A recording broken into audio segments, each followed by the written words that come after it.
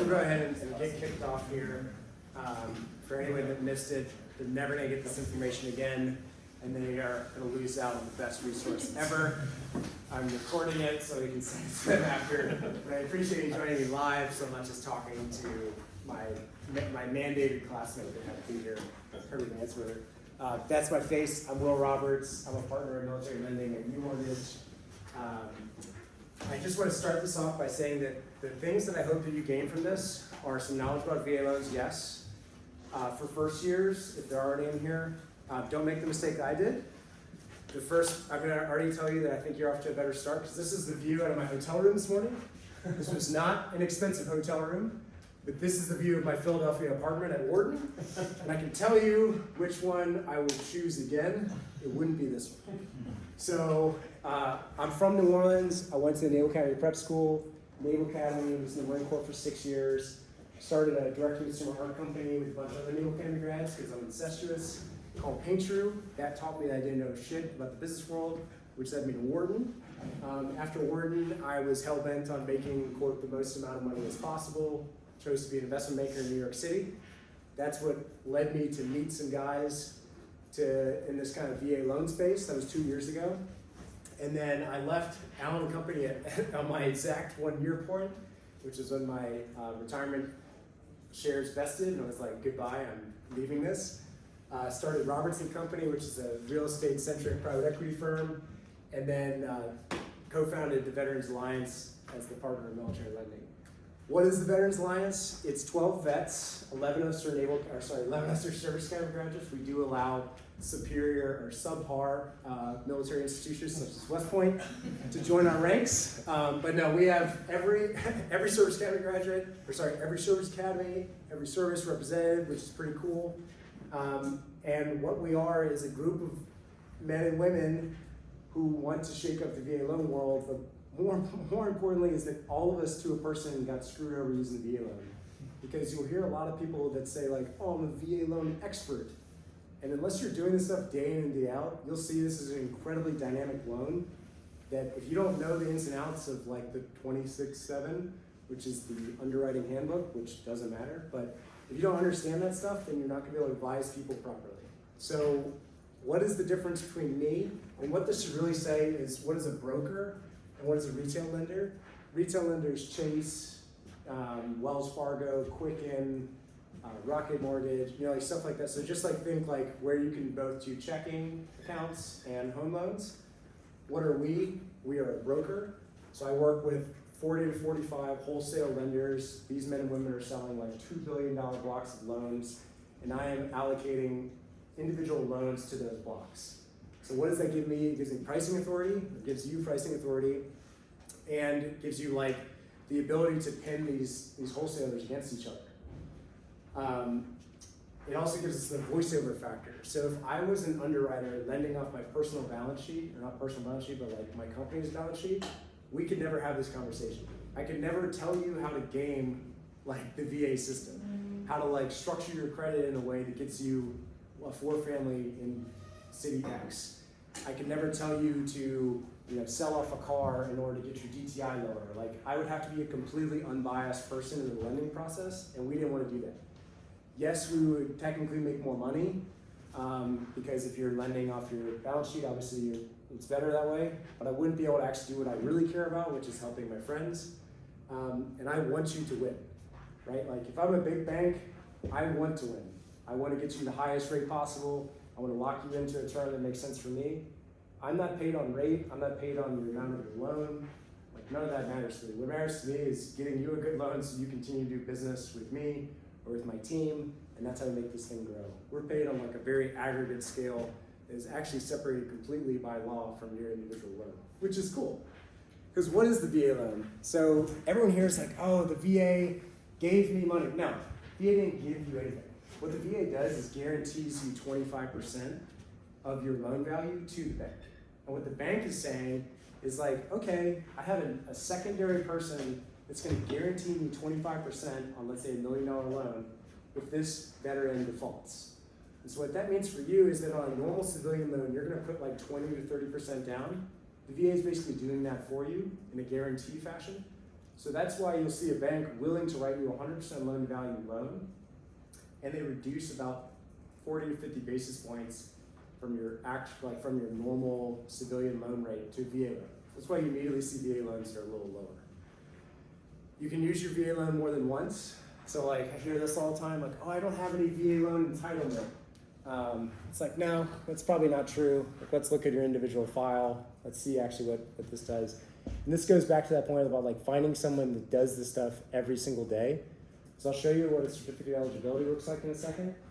And lots of people will bite off on something that says like no basic entitlement left. It's not true. Basically, if you've bought a house that's under $1 million, I bet you have some VA loan entitlement left. You can have more than one active VA loan at a time. In fact, you can have as many as you want. County loan limit in San Francisco is like 1.1 million. You could have 10 $110,000 houses. Makes no difference to me or who you're getting your loan through. Or like you just have to buy them, I guess, every year, and that would count. You can buy a condo with the VA loan. That's something new. So we wrote the 3rd condo in New York City, and my house was actually the 1st condo in Connecticut. That's something that changed in 2021. So previous to that, the VA loan was, kind of old, stale, and pale. And what I say by that is like it was very antiquated. In it's like you couldn't have a fixer-upper, you couldn't have chipping paint, you couldn't buy a condo because they didn't like another outside organization got to control your house. And all of that changed in 2020 and 2021 when veterans were losing out on all cash offers. So anecdotally, the mission of the VA is to house veterans, provide them medical care, and provide training, education, and jobs. So we're failing at one of the primary missions, right?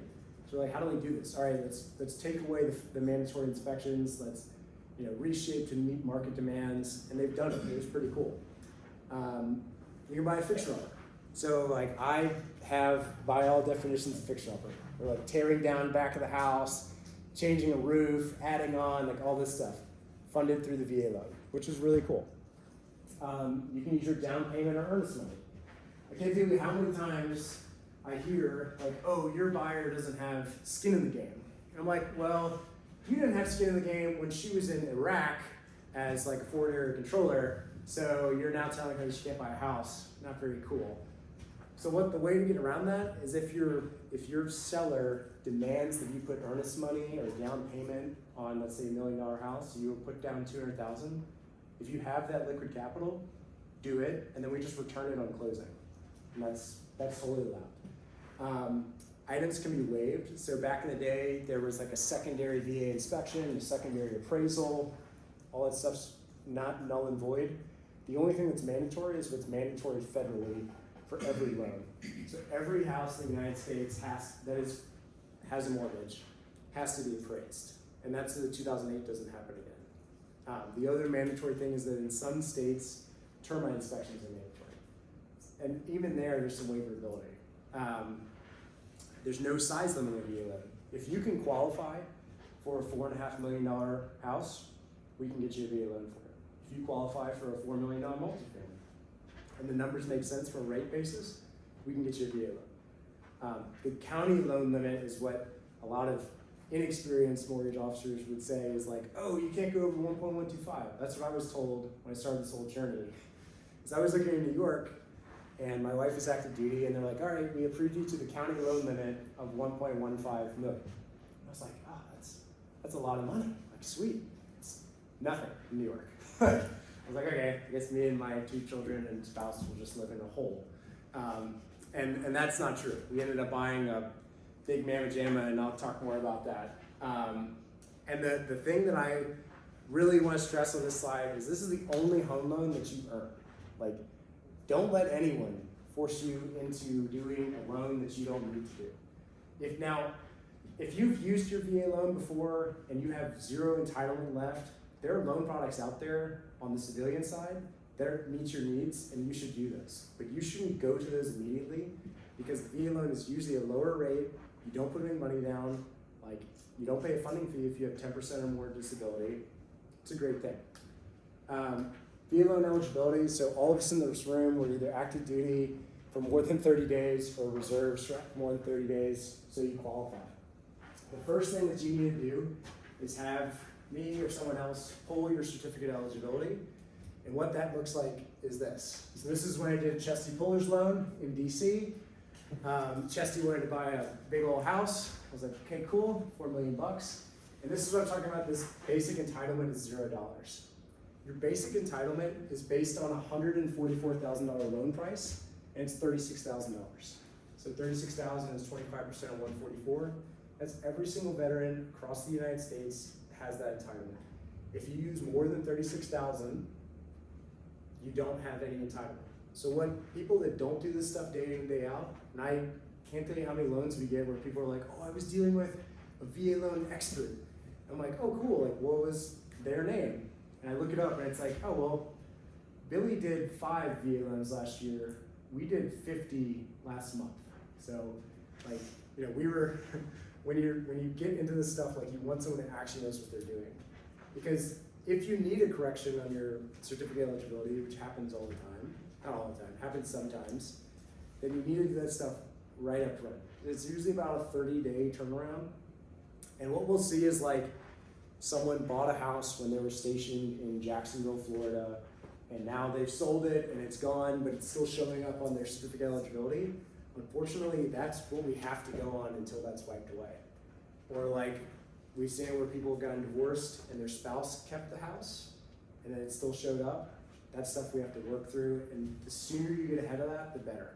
Just have that in the back of your mind. Funding fees. So if it's your first time buying, it's about 2%. Second time, it goes up a little bit, but it's still pretty good.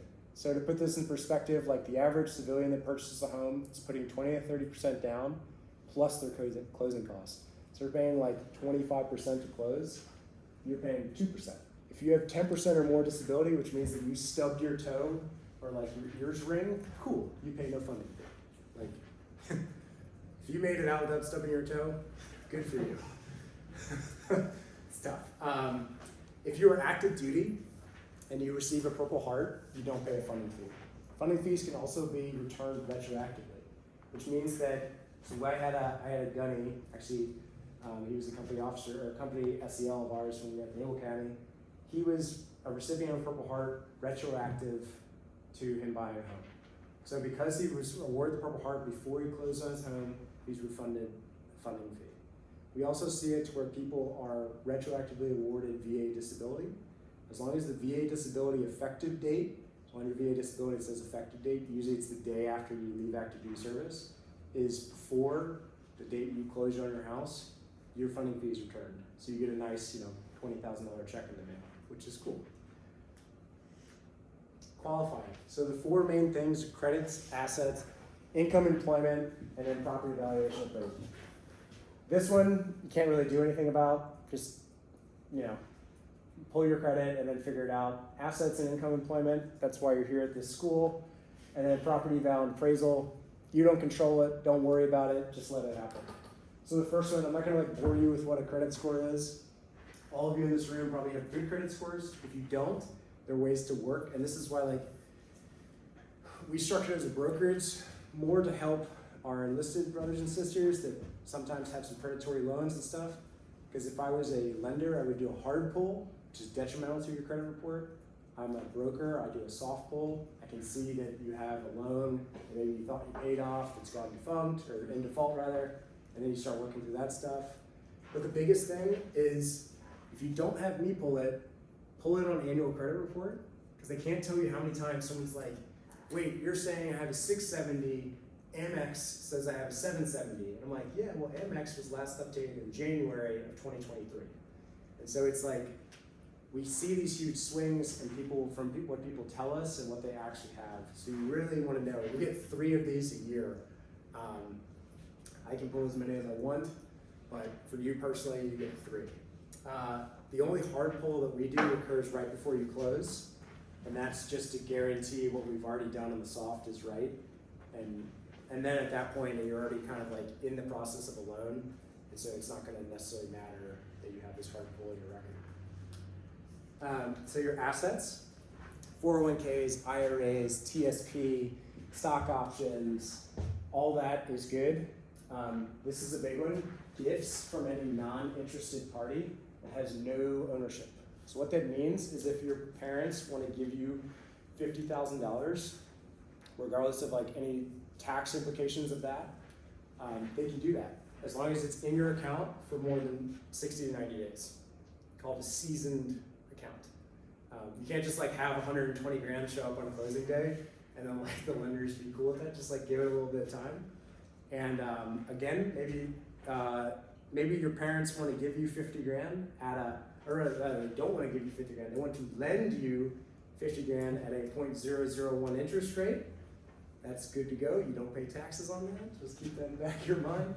And you can use those loans as long as it's documented. So like there's a record of where that money came from, and we include any loan payment in your DTI. So again, like you pay your parents 1% on 50 grand, you just basically allocate that towards your DTI, and it's all great. Work history. So this is a huge one, and this is what kind of like started me on this whole path. Because kind of previous to us really diving into this, you needed 2 years of work history before you could buy a house. Come to find out that that's not the letter of the law. Like the law actually states you need a full-time offer letter beginning within 60 days and no break in your employment. Lucky for you, school counts as no break because you're in your employment. It's good to go. So what this means is that like if you're starting on July 1st, May 1st, you can close on a house using the full power of your income that you're gonna get to buy that house. Self-employment, this is where it gets tough for those guys and gals doing search funds. Depending on how you structure your search fund, we can make it work. If it's an LLC and then you're employed by the LLC, or you do a funded search, like there's ways to work with that. And again, like I can talk you through like how to make that make sense. And then any non-taxed income, so disability, BAH, BAS, that's all plussed up 25%. So if you're 100% disabled vet and you make $4,000 a month there, on a gross basis, which is what your loan amount is derived off of, that's actually $5,000 a month, which is huge. Or BAH, BAS, same thing. And then pre-existing rentals. So if you bought a house at whatever duty station you had, and you have it as a rental now, you need 2 years of tax returns for that. Unless you left that house to come to school. Let's say that like you've had this house for a while. You need 2 years of taxable returns on that.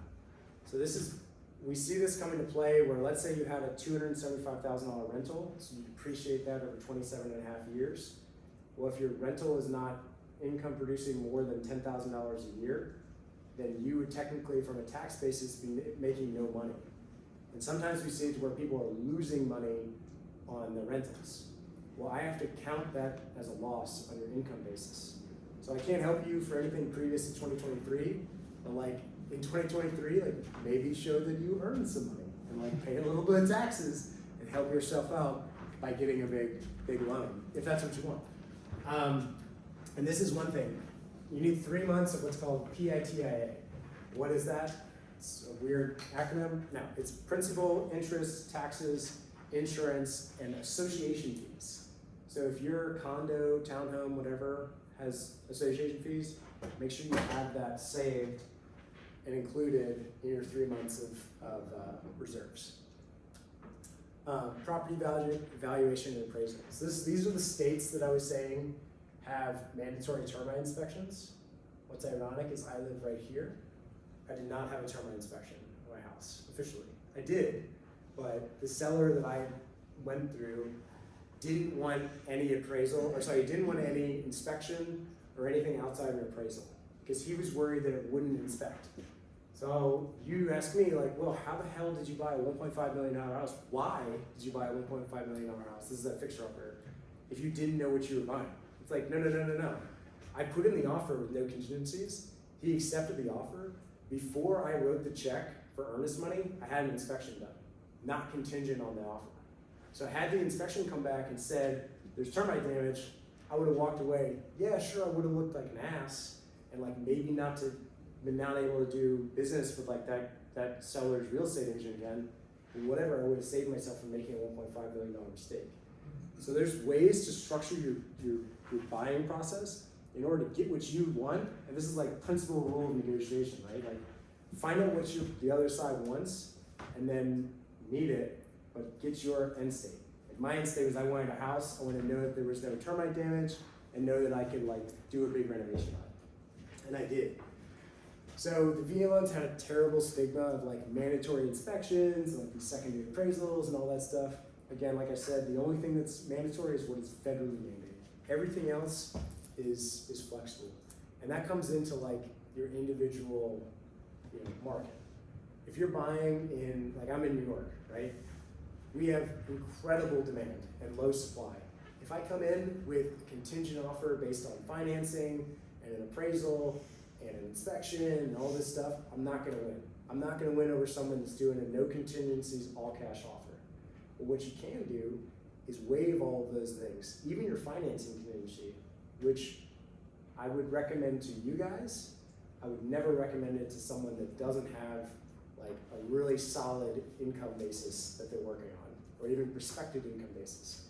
Because what can happen is, let's say you didn't qualify for a loan, you would lose the earnest money you put down. So, but there's ways to work your file and work your offer to fit every market and make it competitive. It's like, I got my house, there were like apparently 30 offers and an all cash loan, like right behind me. So when I initially put in my offer, and again, this is what I'm talking about like gaming, I made it look like I was doing an all cash offer. And then once he accepted, I said like, oh, by the way, it's actually, I'm getting a mortgage. And by the way, it's a VA loan. And like, so what's funny is the seller actually stepped back and he was like, oh, I'm gonna take this other offer that's $20,000. And so I literally walked up to, so like, seller's agent calls me, or calls my agent. It was like, hey, like, he's going with this all cash offer right behind you, it's $20,000 less. And I was like, Raj. So I took a check for 20 grand and 2 cigars and walked up to the dude's house. I was like, hey, I'm Will Roberts, like I'm trying to buy your house. And he was like, huh. He's like, yeah, you're the vet, aren't you? I was like, yeah, I was a Marine. He's like, nice. He's like, do you know Doug Borbach? I was like, yeah, I know Doug Borbach. He was my supply officer at the nail counter. They grew up together. And he's like, house is yours. Like, all right, sweet. So it's like, find out, like, and this dude, he ended up being like an incredibly nice man who didn't take good care of his house, but that's a different thing. And so my house appraised, let's say it didn't. Let's say I was buying $1 million house and it appraises for $950. You can bring cash to the table to make up that difference. And in those situations, you can also go back to the seller and be like, hey, your house didn't appraise. Will you give me a seller contingency, or sorry, a seller credit of like 3% to make up the difference, right? 3% on $1 million, you're at 30 grand, you bring $20,000 to the table. It's pretty good. So underwriting. So underwriters look at a couple different things. So this is outside of me. This is I find you a loan. I've now brought you to a wholesaler. The wholesaler has an underwriting team that you will never talk to. The only thing that's going to connect you to that person is me. And this is where I like to come in, and I love briefing like our group of files, because it's like, yeah, so this is Kirby. He's a Naval Academy graduate. He went to GSB. He's going to make $400,000 a year. He's going to make another $200,000 in bonus, which we can't technically count for the file. He's got an 800 credit score. His wife has an 800 credit score. Oh, by the way, she's a Naval Academy graduate too.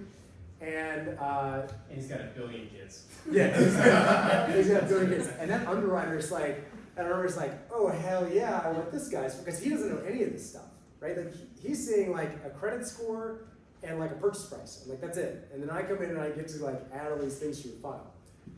But the one thing that no one can go around is what the VA calls residual income. So they split the country into 4 sections, and basically all you need to remember from this is the Northeast and the Pacific are the 2 most expensive sections, but you need to have like $1,400 max left over at the end of the day. You're not really in the income bracket that this matters for.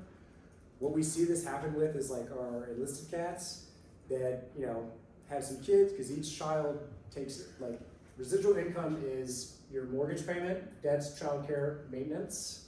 So maintenance is 14 cents per square foot times the square footage of your house. Income taxes, Social Security. So they take everything that you're going to pay in your life, and they want you to have roughly, somewhere between $700 and $1,500 a month left over. You're all going to be fine. Don't really worry about that. But just know that, like, just keep that in the back of your mind. If you're like really pushing your DTI limit, your debt to income, on what you're buying, that like there's going to be a check, and it's not just your debt to income ratio. is we can write, technically legally, backside DTI, we can go up to 69.9%. So what does that look like?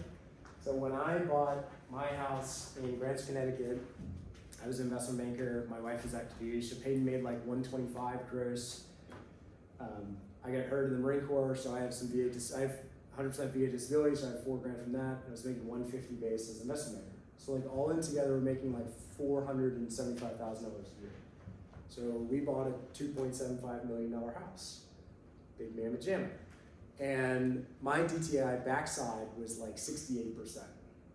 It was real close. And that was just like, I tend to go to the polls and everything I do. I was like, you approve me for 2.85? Here's a $2.75 million house. Like, all right, let's go. I would probably advise you not to do that unless there is like some reason that you're doing it. For me, I thought I was gonna be an investment banker for the rest of my life. And that was it. But the other thing that I found comforting in this thing was that my house is a townhouse. The place next door was renting more than my mortgage. So I knew that if I didn't want to do banking anymore, that I could turn it into a pretty profitable rental, which I did. I'll get to that. But you just want to know that, like, I would say a comfortable range, and I'll show you the difference between front end and back end. Comfortable range is like 40% front end, 45%. You're still gonna have a lot of money left over, but you're gonna have a very nice house. And so what is a front end DTI? It's just your mortgage. Back end is your life. Just remember that. Like, you'll hear people talk about front end and back end. Just remember, front end's just your mortgage, back end's everything else. So back end, you can't go above 70. Front end, you wanna look to be around 50. Manual underwriting, I already talked about that. Student loans, so some of us have student loans. Don't worry, it's not the end of the world. You take your balance, divide it by 12, multiply it by 5%, you get this rough payment. That's what they assume, which is pretty generous, right? Because 5% is a lot less than what your actual, like current market rate for a student loan is like 7.5% to 8%, which is a totally different discussion, but it's wild. Loans and leases less than 10 months can be excluded.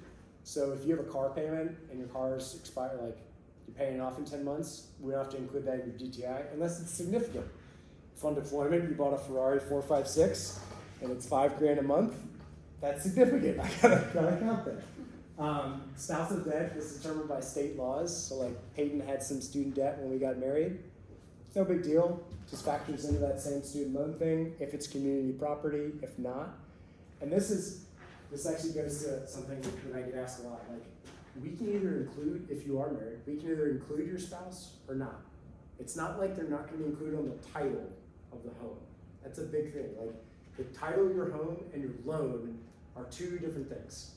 So it's not that your spouse is gonna be excluded from anything, it's just that we're literally doing it to give you guys a better chance of getting under it. Childcare, it always counts towards residual. There's no way around that. But it can flex depending on your situation towards your DTI. And that's situational dependent. Commuting cost. I love this. What do you think the max distance is per month that you can drive in a car before I have to say, like, hey, I need a letter of explanation for why you're driving X amount of distance? What do you think it is? 100 miles. 100 miles per month? No, that's a day, sorry. Multiply it by 30. All right, 3,000. You're an F-18 pilot, I know you're an All right, 3,000. Any other guess? It's more than 3,000. 4,500 miles. So if you're driving 60,000 miles a year, roughly, then and only then do I have to be like, hey, I need you to explain why you're living in Denver and working in San Francisco. And like, but outside of that one, you can basically live wherever you want. And that comes really into play with remote work. Like if you're working in SF 2 days a week and want to live in San Diego, cool. Like there's like a 1 hour flight direct. Do it. Like I would do that. Or vice versa. You live in SF and you work in LA. Nice. If you can make it work from your side and you can explain why you're doing it to yourself, we'll figure out a way to get it written. So DTI calculation. So it's pretty simple. This is just like a payment thing in Excel. Unfortunately, I wish the market was over here. This past week's been really bad for loans. But in like some weird inverse way, it actually benefits you. I'll explain that in a second. But basically your base, let's say you're making $180,000 base, you're working for Google, you get 50% disability, 16,858. So again, this is your front end DTI that I was talking about, so let's like find like 50, so you're gonna be somewhere between 126 and 144 for a house. That's cool. I'll show you how to make that. Multiple buyer scenarios. So you have two non-married veterans. If you came to me and you're like, hey, my fiance and I are both vets, when you tell me fiance, I'm probably gonna advise you to just go get legally married, and it simplifies the whole thing. But let's say you're like, no, we don't want to do that. My wife and I got legally married, and they got married 7 months later, but whatever. I'm gonna be like, okay, there's a workaround. And the workaround is the VA has to approve it. That's not a big deal. It's like a quick letter. They usually get back to us like a day, and then each of you gets charged 50% of your entitlement. So again, it doesn't really matter until you go to buy another house down the road. So like Peyton and I bought, the first house technically is my loan, right? So like the first house we bought in Greenwich, the 2.75 is on my VA loan, and we bought the second with hers. That's the only time it starts to get a little weird if you guys have no. But if you buy a house and you don't plan to move again, it doesn't really matter. You can't stack loan eligibility. What does that mean? Let's say that you both had bought houses in San Diego. Both bought $400,000 houses in Pacific Beach when you were single.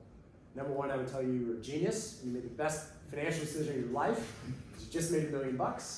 Number two, I would tell you that you can't stack your loan eligibility to buy your second house, or like your technically third house now. And what that means is let's say you bought that $400,000 house, and at that time the county loan limit was like, I don't know, let's say it was $700,000. So you used $100,000 of VA eligibility. Well, now the VA eligibility, or rather county loan limit, is 1.25. Let's just call it $1 million, so there's $250,000 of eligibility. So you have $150,000 of eligibility remaining. I'll do some math on the board and you can see what this actually means. Basically, you can't stack those two together in order to buy a $1.2 million house. You can only buy a $600,000 house. Real quick, is eligibility cumulative or only for like active homes? Like if I bought and sold a home, do I now have 100% eligibility? Yes. Yeah, and I'll take a moment. So let's like dive into that again. So let's say that you bought a $400,000 house. See, you give markers, but they don't work. This is the startup plan. We only make promises. Yeah, this is like principle startup right here. We have 16 markers, only one works.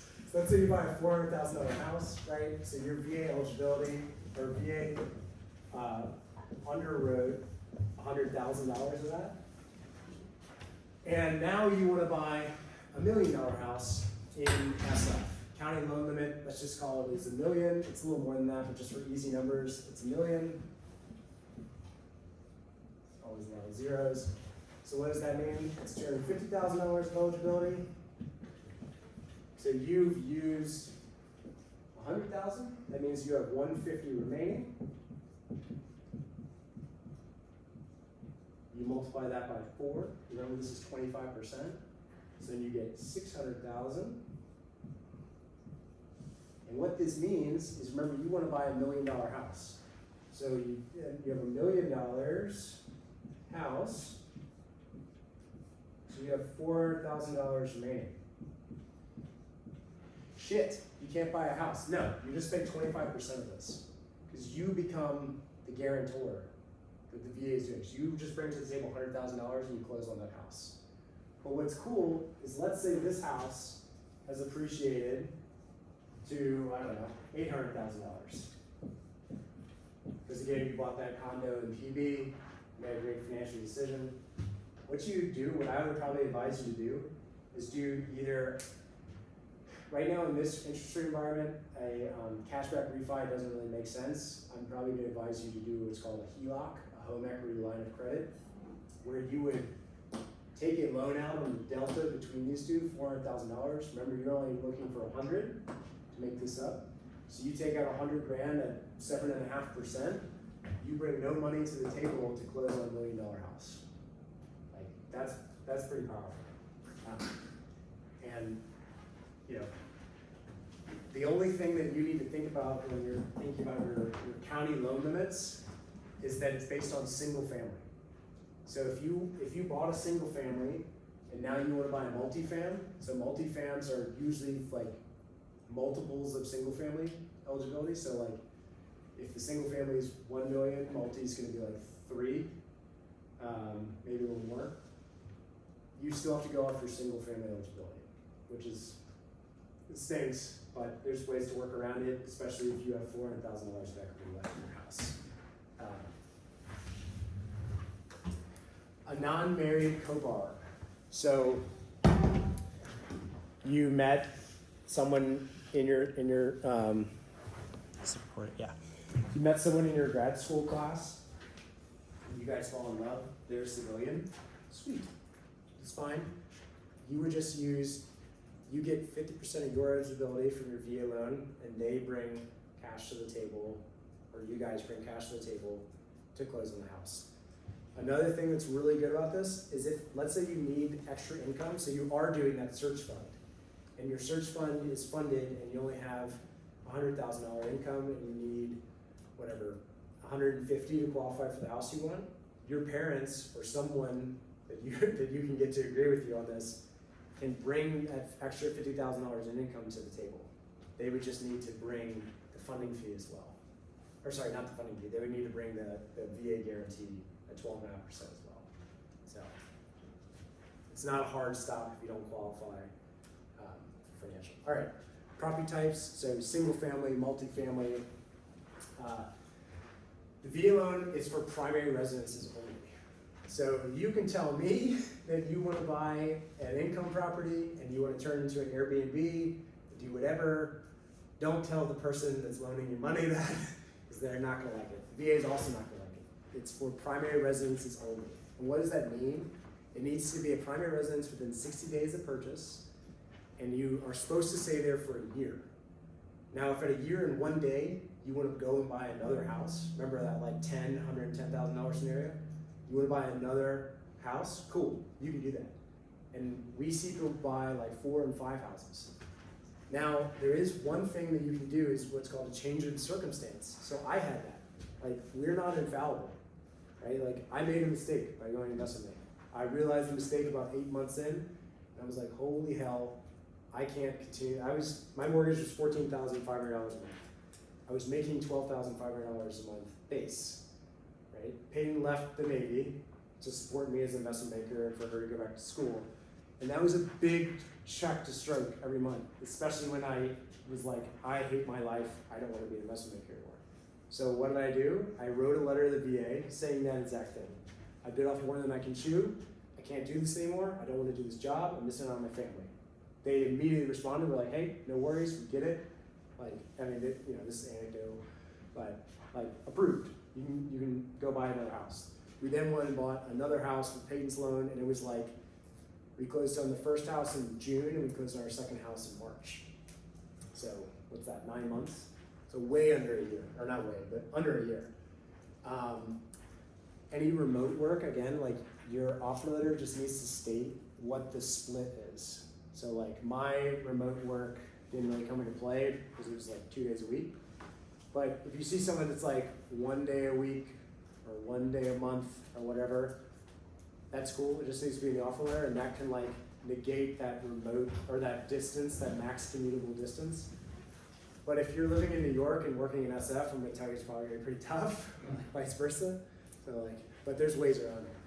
I talked about the commuting max distance. This is a really interesting one, and this is really new. A property can have a single accessory commercial space. What the hell does that mean? What that means is, let's say you find a warehouse in East LA, and there's an apartment attached to it. If that apartment is your primary residence, you can rent out the warehouse, and warehouses rent out for a lot. Like if it's like commercial space, like there was a townhome in Philadelphia that I wanted to buy in 2020 that the backside of it was rented to a restaurant. At this time, you couldn't do mixed use commercial with VA loan, but that place, that restaurant paid $12,000 a month, so we more than paid off the mortgage. But I couldn't do it with anything other than a commercial loan, which were at like 10%, so it didn't make sense financially. But now that's not a thing. And you finance commercial space at a residential loan rate, which is automatically less, which is pretty cool. We haven't done this yet, but if there's gonna be someone that's gonna figure it out, they're in this room, and I would love to see it happen. Multifamily residence, so that's up to 4 family. Anything over that is technically a commercial space. Same occupancy requirements. You have to do it for a year within 60 days, and one of the units needs to be yours. So what does that mean? And like, how does it qualify, right? So like, let's say that there's 4 townhomes, and you want to buy in Arlington, Virginia, and you're going to live in one, right? And it's $1 million. You qualify for $1 million. And then these are each $1 million. And let's just say, for round numbers, that your total payment on this is $5 per unit, right? So $20,000 total. And let's say that these units also rent for $5,000 a month. So what does that mean? We get to take 75% of this rent, so you get $4,000 a month to count towards your income. So then you get to write off, or not write off, but reduce your mortgage payment at $12,000, or whatever that is. And as long as you qualify for whatever the residual is, you can buy this. So you can buy a $4 million townhome complex by just qualifying on one. Like, and your cost to close on this, you would pay, I mean, you're gonna like have some reserves and stuff like that, but that's an insane asset. Like, when we bought this fixer-upper, there was a $3 million townhome complex. There's 3 townhomes, each one rented for, it's in Stanford, which is like one town over from Greenwich. Each one rented with 3-year tenants in them for $7,000 a month. So $21,000 rent roll, my mortgage would have been $19,000. We elected not to do that because we have children, and like multifamily stuff doesn't technically sometimes work for families, but that would have been awesome from like an income producing asset. Like, I don't know why you went to business school. I can tell you, for me, it's because I wanted to produce something for me and my family that was everlasting. I see real estate being that vessel, right? If you can so like my goal is to buy, and I'm like getting on a tangent, but like my goal with me and my personal investing style is to be able to give my children the ability that they don't have to make the choices that daddy did. They don't have to go in the military unless they really want to, and that they have properties that allow them to have income, right? So like I have these 2 properties. My goal is that in 30 years when I retire, I give them to my kids, and I'm like, okay, in present day dollars, here's a house that earns $17,000 a month in income. So if you want to go be like an enlisted door kicker, or you want to go join the Peace Corps, which is what my wife did before she joined the Navy, like you can do that, and you don't have to worry about making decisions based purely on finances. So like these seemingly, massive steps, right? Like it is not a small undertaking to buy a $4 million asset. But today is a lot easier than 20 years from now when, if real estate continues how it is, these are worth like $2 or $3 million each, right? So it's like, you can really set yourself up for the future. So what do you need to be a landlord? You have to have the likelihood of success. What the fuck is the likelihood of success? What does that even mean? My dad was a lawyer for like 50 years. I love stuff. And yeah, you guys are responsible for this. What does that mean, right? Like, what is the likelihood of success? Is it being a platoon commander and going to West Point and then going to GSB? I would say yes, right? Like, I think that probably is likelihood. But, we just have to explain why you are eligible to be a landlord, which is always my funniest thing. Like, well, they were in command of 20 troops and flew a $10 million aircraft. Or I don't know, what's the CH-53? A shit ton. Probably like it. Cash reserves, you need to have 6 months of mortgage payment in reserve. So what that means is on this, you would have to have $120,000. So it's based on the total loan amount, not just the 3 that you're renting out. And that's so that if you don't find renters, you get 6 months to figure it out. If you don't have experience managing rental, which means you don't have 2 previous years of renting a house that you previously owned or whatever, then you have to have a property manager on the date of close. You just have to have them in place. If on the next day you fire them, all right, whatever. It looks like you're gonna figure out how to be a manager. That's fine. You just have to have them in place. And then your rental income, I talked about it, it's 75% of what you receive. So if you're receiving 5,000, you count 4,000 of it.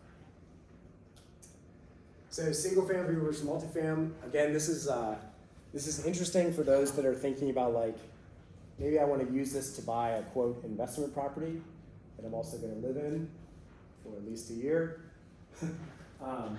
Then like, so look at the difference here. So same basic gross income, at the same level, you're doing almost like 3.3 times what you're doing before. Because again, you get to count that rental. What's up? Is for the leases on the multifamily, like what, it's a 12-month lease on the multifamily and they will underwrite that cash flow, you're good for that cash flow?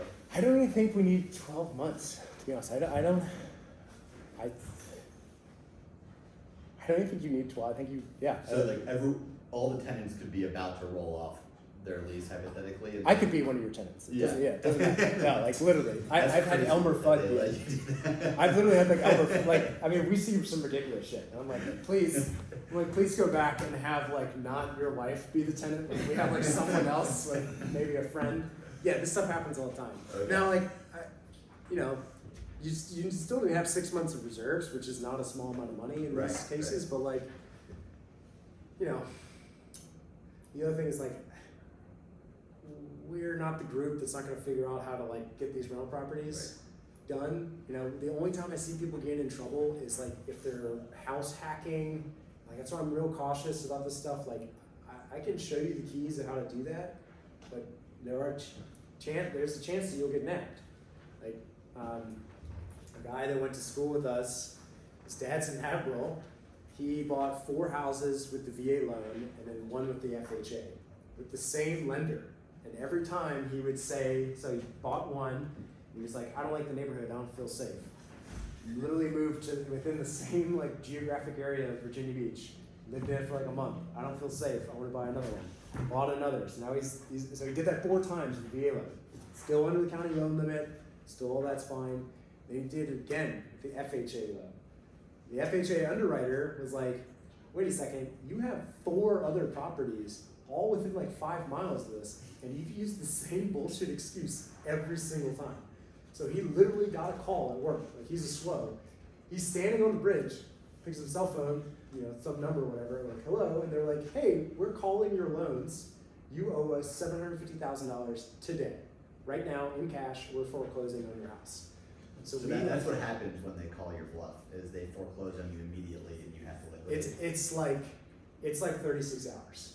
It's like, oh my god. Yeah, and like we were able to get some stuff done, and like he paid out the ass to save from going to foreclosure, but like we just rolled it into a commercial loan, 1 single loan, still fine, right? Like Stop to connect, or yeah.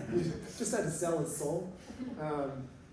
But it's like if you're gonna game this thing, like know your legal bounds. Yeah. And like it's not hard, right? Like your legal bound, like change in circumstance. Like have a like undeniable, valid, I left my job. Like if you don't feel safe, move. Don't move to the same neighborhood again. Like not good. Don't like when I left mine, the only thing that they questioned was why I was leaving, so my house was a new build, my first one. Why am I leaving this nice new build? And on paper, I was still staying as an investment maker, but we used like paid leaving as the change in circumstance. But they're like, why are you leaving this new build to go to this fixer-upper if like, you're questioning like how much time you have? And it was like, well, like this is a better asset for us, it'll earn money in the long term. Like I had an explanation of why we wanted to do it, and they're like, okay, cool. They're in all of this, like you're talking to a person. Like at the VA is actually like really cool. I gotta say, like they get a terrible stigma, but anytime I've called, whether by myself or like a client or whatever, like, so there's a friend of mine who works at Google. He bought like the 3rd condo ever approved in New York, and literally we just picked up the phone, called the VA, had the condo approved in a day. That's pretty good. Like a big bureaucratic organization, like Mine, same deal. I just like sent the same dude an email and was like, hey, like I want to buy this condo. Can we do it? He approved the condo complex. And all they do there is just look to make sure that the condo doesn't have like first lien right, meaning they don't control your property like in a co-op. Co-ops, I've never seen, a co-op cannot get approved. Like legally can't, because the co-op has the ability to choose who you sell it to, who you buy, or rather, who you rent to, if you sell it, all that stuff. Like that, even outside, if you're an all cash buyer, I would tell you that be cautious with co-ops, because they can lock you in. And you see these lawsuits, particularly in like New York or LA or like where co-ops are really prevalent. So my personal example. So I bought a house 42 minutes from New York, so in Grants, Connecticut. I bought it for $2.725 million, which was a big nut to bite off. But again, I told you some mindset of what I was thinking about, right? Like I spent 4 years living with three other dudes in a space smaller than this. I wanted a steam shower. I wanted to have some fun. Let's do it, right? And also I knew that I could cover the mortgage for the rent. Well, now that has appreciated almost $500,000. So that's a 10% annualized return that gets tied, so it's within my LLC of the private equity fund. So that's a nice thing to put on the PE fund's record, is a 10% annualized return. My principal, interest, tax, insurance, and association fee is right at $15,000. I rent it on a 3-year lease for $17,000 a month, which means that I'm making a 6.4% cap rate on present market value. Normal house is like 5.5% cap rate. I'm already winning there. My 4-year ROI from the rental alone is gonna be 50% over sunk costs. So what's my sunk cost? That's the 9 months that I lived there, my cost to close, which on my loan was like $51,000. So I bought a $2.7 million house for 51 grand. Nowhere in the world is that a normal thing other than VA loans. But assuming the market holds, we don't get some massive recession before these people leave, I'll make a $451,000 profit on this house, which is more money than I made in banking and a whole hell of a lot less work, which is pretty nice. And even if I stayed in it, like people are always like, oh, like, well, that's because you rented it. Even if I stayed in it, my total cost on the mortgage was $150,000 a year, right? That's like total. But sunk cost wise, it was like $100,000 a year. So I'd still be profitable. I would have lived in a beautiful home for free instead of banging my head against the wall in New York City like an idiot. And the other thing is I couldn't qualify. I have 2 kids. I wanted a 3-bedroom place because I was working from home a couple days a week. I couldn't, there is no apartment in New York City that you want to live in that's 3 bedrooms, less than $8,000 a month. So think back to like, my base salary is $12,500, $150 a year, and then I have VA disability. I didn't qualify for an income basis for an $8,000 a month apartment, because you need in most major cities, you need 3 times your rent to income. So I had to have $24,000 of income. I didn't have it. So I was like, okay, I guess I'll buy a $2.5 million house. So now we'll just do like a little case study. So in there, it's like, name whatever, but pick where you're going, what you think your salary is going to be. If you are married, put your spouse's salary in there, include your VA disability or BAH, BS if you're still active duty. Pick a single family, multifamily, land, whatever, and then there's a spot down there to ask some questions, which I'll address right now while everyone else is filling that out.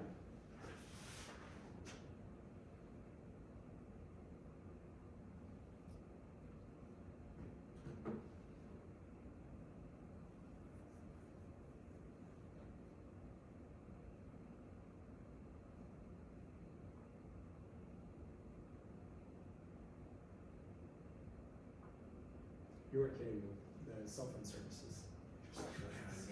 Wasn't there your Wi-Fi? Silicon Valley. Okay, what advantages does the VA loan provide that others do not? Biggest one, most salient, no down payment. Like, that's huge. You're not bringing a ton of money to close.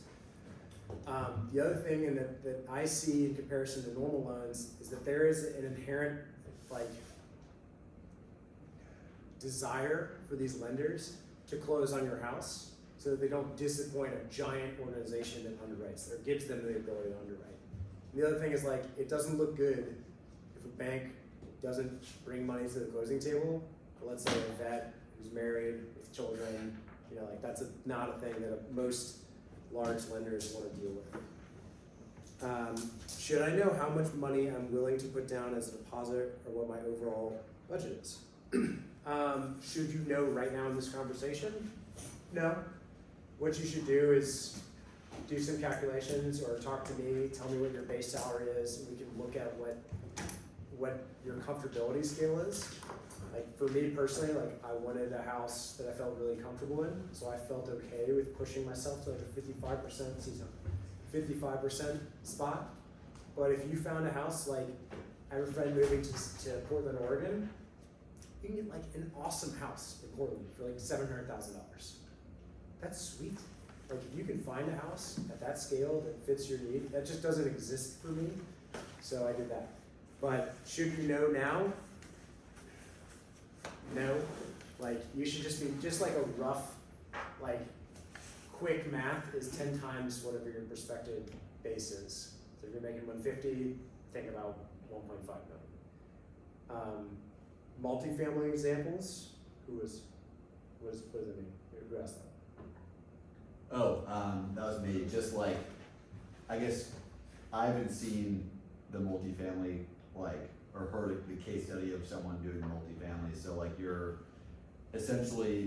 only on the hook for the private mortgage insurance or whatever. The VA is only writing the private mortgage insurance for the individual townhomes value, but you're able to get, like, you only need to be good for the place that you would be living in's debt, basically.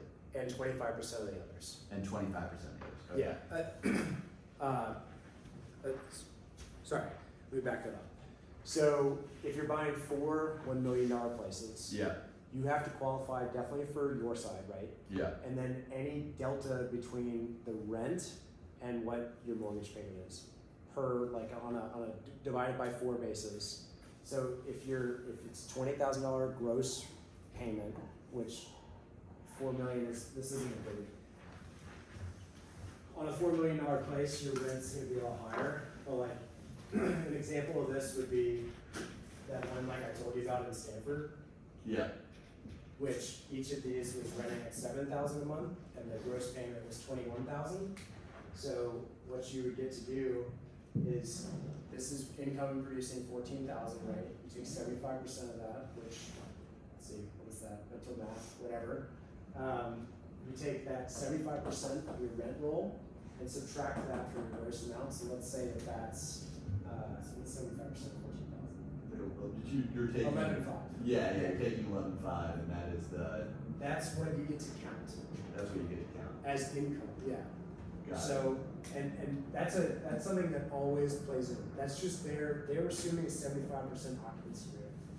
So like I'm lucky that I have a 100% occupancy rate, but even if next time I go to buy, like when I bought that second house, even though I had tenants in place, I still had to assume a 75% occupancy rate. Got it. So that's how they price risk into these. Precisely. Okay. Yeah. And then by having 6 months of reserves. 6 months reserves, and then That's the other reason I was able to qualify, because I had, whatever, 6 times 15,000. I had $90,000 in cash. That has to be. and does that go into escrow, or where does that No. go? They just want to see At it. signing, and then you could Not even. It's cash or cash equivalent. So as long as it's not even like IRA, like that's good. They would just take the Oh, you like an index fund, like something market security. cash or cash equivalent. Right. Wow. Okay. Yeah, as long as you have access to it, like it can't be a health or a life insurance policy. Right. Okay, just to kill you, and you can pay off your debts. Like, Talking a toaster in my bathtub. yeah, they're not the mob. But yeah, like if you have something there, how to use. Sorry, on that one a little bit. You said they assume like a 25% vacancy. Yeah. Has that ever changed, or does it macro shift? If you had, if you had 2 years, if you had more than 2 years of rental history, Yeah. and you Oh, could okay. prove, like, this is what comes back to that taxable thing, if you could prove on your taxes that you're making money, then that 75% is only free. Gotcha. But you would have to have 2 years of history to show that. So I'm curious, from your perspective, like, the way you're briefing that, like, if you were willing to be a landlord and live with your tenants, like, that's a pretty attractive, like, that's like, yeah, that's. like, Yeah, pretty serious. but you gotta find an asset that makes sense. Yeah, And like, I said it earlier, but like, don't get wrapped around the axle about interest rates and all, like, yes, be cognizant that right now, like, we're at 7-ish, and a week ago we were at 6.5, and that sucks, yes. But realize that your cost to refi a VA loan is so low, like unbelievably, like 3,000 per 100,000, like 3%. You know, where your average civilian that's refining is paying like 10%. So why is that? it just comes down to the, like, so because the bank is receiving 100% loan to value, so they're receiving the same money on the other side, but your just cost to actually refi at that exact moment is a lot less. Here's easier. Yeah. Yeah. So like, here's an interesting thing. So in order to refi, you have to have at least 6 months of loan time, and the usual like thing that we tell people is 50 basis points, 0.5%. So what's funny right now is that we have an ERL that is low, an interest rate reduction loan that is lower than what we're seeing on market rates. So you could get a market rate at, let's get 7.5, and our ERL is at like 6.75. So as long as they don't, Immediately refinance. Yeah. yeah, you have to wait 181 days. But. Yes, yeah, exactly. And you pay, you know, on $1 million place, you pay 30 grand for that. So you just do a PV Yeah. decision, right? Like, does it make sense for me to pay 30,000 to get this rate now? And that also comes in, like, doing that PV calculation, having the ability to think on like a macro, or not a macro, micro finance scale, and realizing that sometimes it makes sense to pay points. You hear about paying points, so you pay money to pay down your loan. You are the person that I can tell, like, hey, make a decision on your, like, I can advise people, yes, but like, you make a decision on your own whether it's worth it to pay $20,000 to buy your rate down 1% today, so that you get a 6.5% loan instead of 7.5% loan.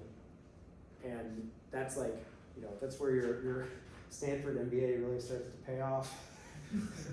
But no, I mean, I say that in jest, but like, you can make these decisions and find a way to like make these loans really work, especially in this environment. And the other thing is, like, in a high interest rate environment, which, like, okay, we're at 7.5%. In the 80s, we were at like 18%. Now, like, yeah, housing prices were very suppressed then, but relative wise, like, we're still doing pretty good. And the stock market is performing pretty well. Like last year, S&P was at like, what, 26%? So, you know, considering that you're not gonna take a bunch of money out and put it in a house that's gonna sit, you know, like the best housing market appreciates 10% a year. Like, I mean, there's some outliers, right? Like Greenwich is an outlier, I showed you that, but like, the market's usually gonna outperform that. So if you can leave as much money in the market as you can and use a 0% loan, do it. How to use while you're still in school? Unfortunately, it's not. We could use, if you had a bunch of VA disability, we could use that, but you're not going to qualify for anything that you want on even $5,000, you know, 60 grand a year. You can't use your VAH. If you found a co-borrower that was willing to do it with you, that would work. I know I asked the question, but if you found a co-borrower that was willing to basically front load you capital on like an unofficial basis, meaning like, you know, you have some agreement that you're gonna pay them back on the backside and you don't tell anyone about that, then like, yeah, that would work, but unfortunately it's pretty tough because you don't have any income. Your BAH is only, if you were in med school and it was year round, if you're in a year round program, that's a different thing. Law school is not year round, yeah. So for everyone in this room, that doesn't work, unfortunately. Now, are you seeing any, like you mentioned, the rent, it was renting for higher than your mortgage payment when you bought your house Yeah. in 2020. Are you seeing any people Markets? right, where that's not flipped yet, or is that Yeah, I mean, in New York, it's still that way. really? Yeah. And it's wild. Like, the day I closed on, so we bought this house, their second house in March of last year. The day we closed, we could have rented it for, even in present condition, which was not good, we could have rented it for more than our payment. And it just, it takes a special market. Where else have I seen it? Vacation destinations, like we see it in like around Denver, ski towns, stuff like that.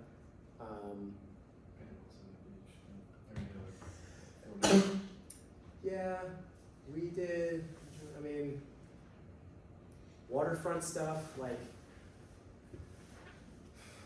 we did a house in Seaside, and, I mean, like, that one would probably work immediately. Seaside's like a really special little town in Florida. But it's like, they exist, you just have to find them. You know, I unless you want to go into real estate investing full time, I would tell you that find somewhere that you want to live, principally, right? Like, I like San Diego, I want to live in San Diego. And then, like, if it happens to make sense after that, cool. If you want real estate to be your primary profession and you want to be an investor, then that's a different conversation. But if you're not doing this stuff every day and really studying the markets, like, you're not going to become a market expert. Like, I got lucky, right? Like, I was able to find out what the other side was renting and do that math pretty quickly. But for most places, it's going to be tough to figure that out, especially in the, like that condo complex or townhome complex that I almost bought. That was special in that, like, I got to see their rent roll just because I had requested it before we were gonna, like, go into transaction. But, like, if you're buying like a new condo or something, you don't really have like a way of knowing what it's gonna do, unless you did like, and we have done this before, seen buyers do this where they like list something before they actually close, and then test the market to make sure that what they're doing makes sense. But I would think you could put together like a comp deck, right, and Yeah. get a sense of what like a neighborhood is renting at per square foot. Yeah, You you- have like a Yeah, within a 10% like variance, you are probably gonna kind of know, right? yeah, for sure. But there's some risk in that, right? Right. Like, and like, You don't want to be eking out percentage points based off of that underwriting, but more just big picture, you're able to kind of see if you're buying something underwater or if you're got margin of error with it. Yeah, exactly. And that's something like everyone has. Like, I'm very comfortable with that. Like, some people aren't. Yeah. Right? Like, this is like real estate is my profession. I enjoy this stuff. I feel comfortable making the risk. My principal board member, my wife, maybe not the most risky person, but like, that's fine. That's why we work well together. Why would I want to only use part of my VA in my house? I don't really know what that question was. I put on that, if you didn't say you wanted to save part of it for the first example, I think we did, if you were gonna reuse it, is my Why would you put a misunderstanding- down payment on your VA loan? Is that what you're saying? So if you use a down payment, then you can, whatever difference you have from the principal amount to your down payment, you can then use that difference. You know, it goes back to your county loan limit if you're gonna buy another house with a VA loan. Okay. But you and Haley, you each have your own VA loan, so it's not a factor, unless you want to buy like 3 houses, more. Gotcha. Because you could, excuse me, this jalapeno opportunity. If you wanted to buy a house in Vale, and then a year from now you bought a house in Breckenridge, number one, we would become instant, I would be at your house. Number two, though, you could totally do that because you and Haley each have your own VA loan. So there's no real, I can't really think of a scenario that would make sense to use. And also, I don't think they would let you do it unless you put a down payment, and that down payment was large enough that it took up a portion of your entitlement. Then that's the only way it makes sense. You guys have great questions. How do I really get past sellers not being comfortable with the VA loan? This is huge. Who asked that?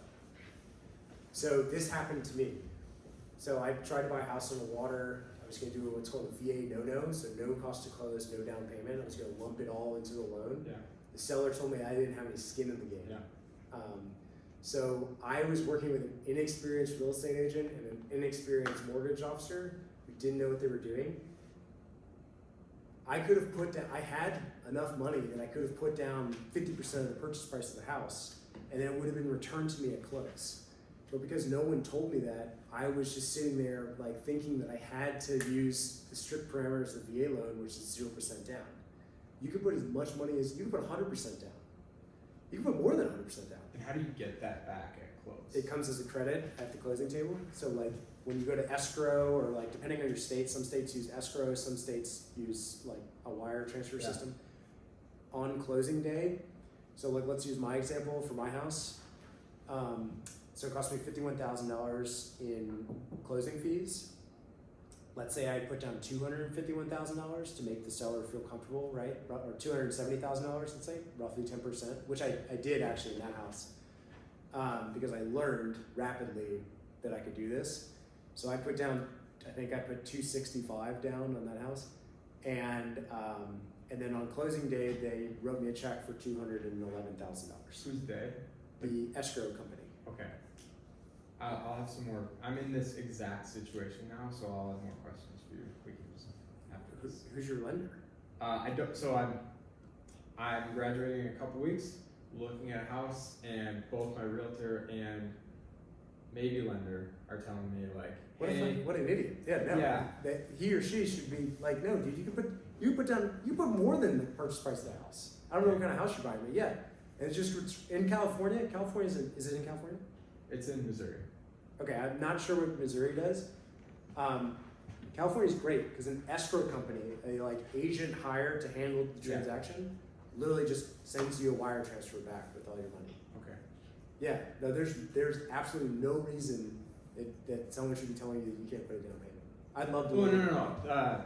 They're telling me, hey, like let's get you pre-approved for conventional too. No, Okay. no. Yeah. That's because that And dude then- makes yeah. more money on conventional. Is he a lender or is he a broker?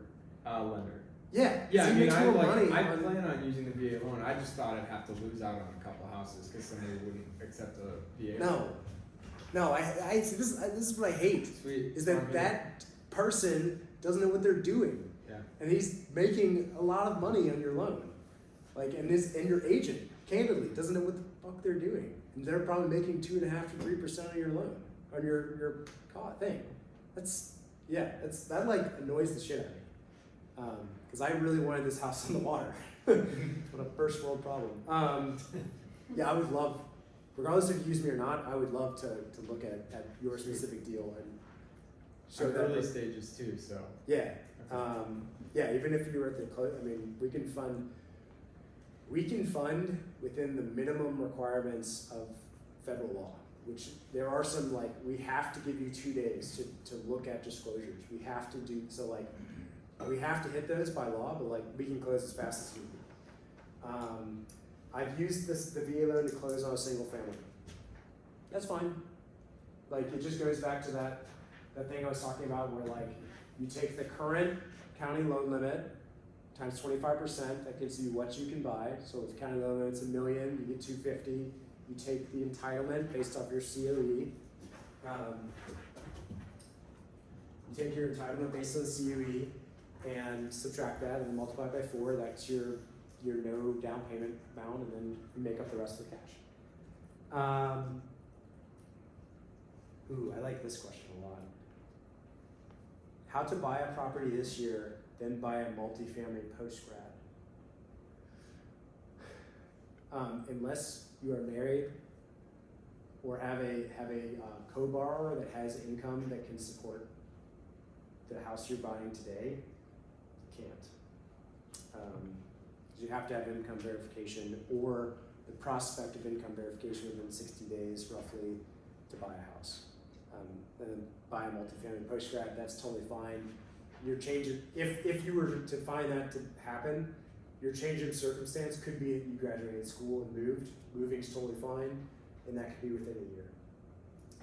Currently have a condo split by my wife and I for $680,000, bought in 2022. If we didn't sell it, when could we buy the next home? Today. Unless it's in San Francisco, but it's more than a year, you'd be totally fine. How important is it to get a pre-approval before submitting an offer? You can't, in no state can you submit an offer before having a pre-approval letter. I mean, technically you can.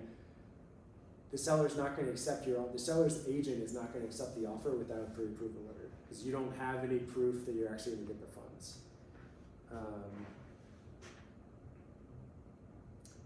Construction loans. Okay, construction loans are really interesting. So let's say I wanted to buy an island in Chesapeake Bay. So it's a 65-acre island. It was for sale for like $400,000. So I was going to buy the island using a land loan, which is a separate thing outside the VA. But let's say I was going to buy the island with cash. And then my plan was that I was going to put a house on it, but then subdivide it later on and then put like 20 houses on that island. So the day that a house goes on, or the day that like the prospect of a house goes on, it qualifies for the VA loan. So let's say I bought it for $400,000 and then I found a builder that was going to build a house for $250,000, and then I get it appraised prospectively with that house on for $650,000. I get a VA loan for $650,000. The contractor that I have build the house basically fronts the money, builds the house, and then closes the sale with a $650,000 VA loan. So you just have to find a VA approved contractor and you can buy a new construction, which is cool. So let's do this case study real quick. So it looks like the vast majority of people, San Diego, a winner again. So San Diego, single family, looks like most people are gonna make $225,000, awesome. And then majority of people are married, and with their spouses making, looks like the shakeout is 150, so we're at 370 gross. And it looks like the budget people are thinking about is $2 million, perfect. Okay, let's find a house in San Diego for $2 million. This should be a lot of fun. Preferably less, if possible. Or the county. I just do what the people tell me. Alright, so San Diego. So you can see that I was searching this because I dream about San Diego. So let's go 2 million. Let's look between 1.5 to 2 million. We want a 3-bedroom, 2-bath, single family. And let's see if we can find something west of the 5. Ooh. No, that's not a good one. Oceanside's popping since I was there. Let's see. Yeah. Kirby, you did say the Verbo last. Let's see. That's a pretty house. Let's see. Let's look down. Carmel Valley is like really beautiful. Delmar Heights. Let's see what this is. Delmar Heights is pretty dope. Come on, tell me it has like some ridiculous view. No. It's fake view. All right, La Jolla. Okay. All right, PB. Ooh. Look at this. This is cute. All right, Tourmaline. This is actually like a pretty great street too. All right, let's pick this. $2 million. Just came on too 5 hours ago. Great. An offer. It's called the agent. There's probably no HOA because it's, no HOA because it's San Diego. And property taxes are commensurate with purchase price. So on this, so let's see. So these look like 1.25% property taxes, so 13,284, and that's based on 1,088,601. So it's a 1.25% property tax. Cool. All right, what we say was 2 million, right? So let's come down here, and I'll share this Excel sheet with you guys, so don't worry. So I think it was 200,000 base, 100,000, or no, it was 220. That's right. It was 220 or 200 and 120. So 320 gross. let's say you get 80% VA disability. Let's say that one of you has $150,000 in student debt. So that's definitely real. You have a car payment because you're a human, and a Peloton because you're a millennial. And your tax estimate, I said was let's just call it 1.22. Insurance, this varies state by state. California, you're gonna pay, depending on where you are, like roughly like 6 3/4 at kind of a normal, like 67.5 basis points, it's like kind of normal. No HOA on that. Let's just say that this is in no, it's actually really high. Let's say that's probably not right. 0.67.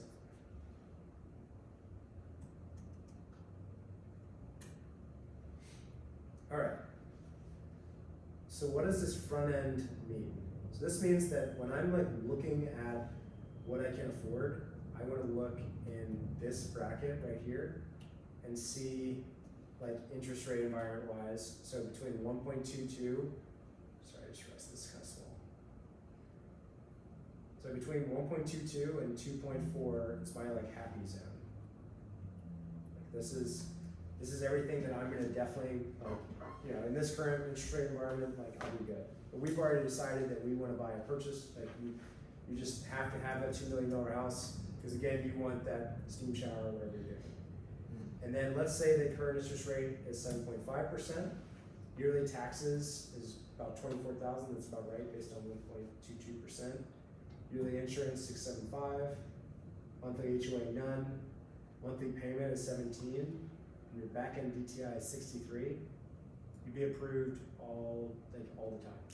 And what this does is this gives you the ability that, again, if you have decided that you are going to have this house regardless of whatever happens, you can start to play around with these numbers and see at what point you break over that like limit that we're going to be able to get you to back end. So in this, it's like 8.65%. So that means that I don't think we're going back to an 8.65% interest rate environment, but even if we did, so you'll hear me talk about like a float versus a lock. So we have analysts that look at different market indications and factors that can kind of front lead what interest rate environment or mortgage interest rate environment, and then they give us forecasts like, hey, we think your buyers should lock this week. And so I'll call you and be like, hey, you should lock your rate this week. And usually it's free, you just lock. If you're outside of 30 days, you'll pay like a little bit. Like you might pay $500,000 to lock. But what that means is that you're locked in an interest rate environment, or at that interest rate. So if you believe, like, so we told, this sucks. We told buyers last week, hey, we've been falling for a couple weeks. You guys should lock. And some listened and some did, because at the end of the day, it's going to be up to the individual person. So some listened, they locked at like 6.25%. Some didn't. We experienced like a 1% jump in the past week, which stinks, because now we're going back to people being like, hey, you originally qualified, like if they were right at 65% back end, right? You originally qualified for $2 million, but now you only qualify for 175. You're not going to get that house. That stinks. And so like that's the other thing is like, don't be obsessed with like that you have to get the lowest rate possible. Meaning, like I'm going to get you the lowest rate possible regardless. Like whatever the lowest rate is on that day, that we're going to get it. We're going to pin wholesalers against each other. But don't be upset if the next day it goes down 0.1%, because it could have easily gone the other way. And like when I look at stuff, my thing is like, would I be more mad that I maybe missed out on hitting the exact bottom of timing the market, or would it be more mad that I screwed myself, didn't lock, and then now I'm 0.25% higher? For me, I'm the guy that's gonna be mad that I didn't lock and it jumped up. So like I choose to lock on my 2 previous houses. I chose to lock when I felt comfortable with the interest rate. So my first one was at 3.875. Now it rose a little bit after that, so I was like, cool, I made the right decision. With my second house, I was at 5.625, and it fell a little bit. Whatever. It's like talking like $100 a month. So not the end of the world. But yeah, this is a good tool just to like start playing around and seeing like, and obviously you can ask me and I'll tell you what your front and back end DTI is and what you should feel comfortable with. But again, you know, look to be around this like 40 to 45% range. The other thing is that most lenders will tell you that they can't go above 45. We write up to 55. Like we have wholesalers that will deal up to 55. And then back end, like I said, we can go up to 70%. But that is it, guys. I hope that was really helpful.